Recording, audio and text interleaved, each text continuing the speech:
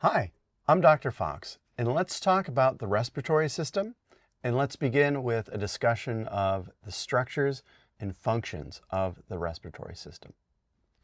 In this video, we'll discuss the major constituents of the respiratory system and the boundary between the upper and the lower respiratory tracts.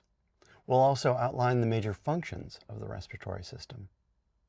The respiratory system predominantly relies on the movement of air.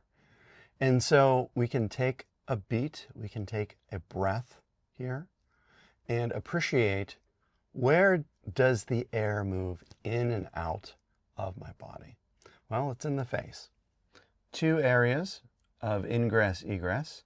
We have the nose and the mouth.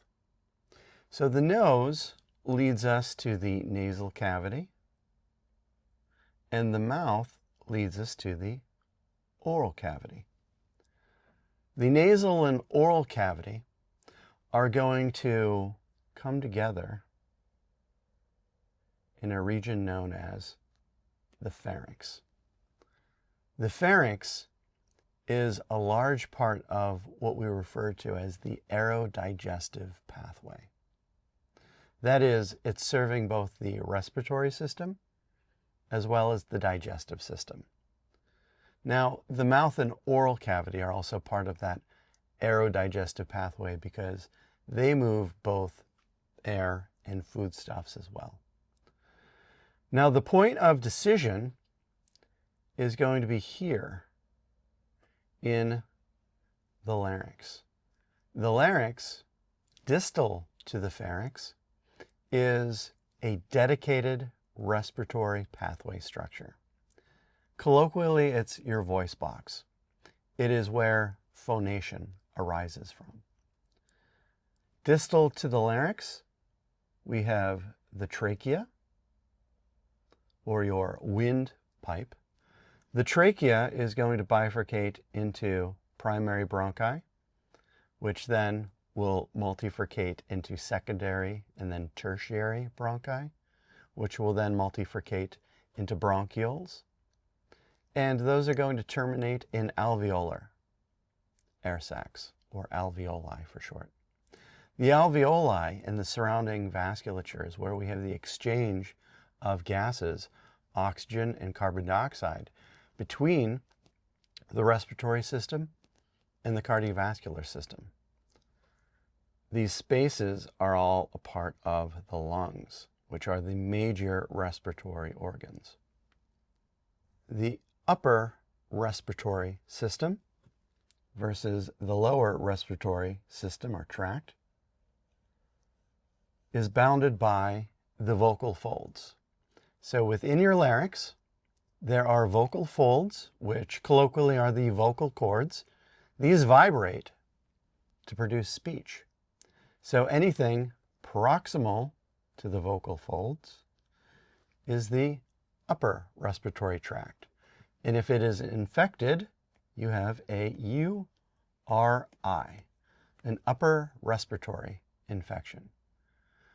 A runny nose, inflammation of the pharynx or a sore throat. Those are symptoms of an upper respiratory infection. Below the vocal folds, or distal to the vocal folds, that's the lower respiratory tract. So you would have a lower respiratory infection. Say, a hallmark of that might be a cough or inflammation of the bronchi, bronchitis. Separating the lungs and the heart from the remainder of the body, or the abdominal pelvic cavity, is a muscularized wall called the diaphragm. And the diaphragm isn't strictly part of the respiratory system. This is part of the musculoskeletal system, but it is an important driver of respiratory function. Speaking of functions, coming in number one with a bullet point, the respiratory system is responsible for gas exchange.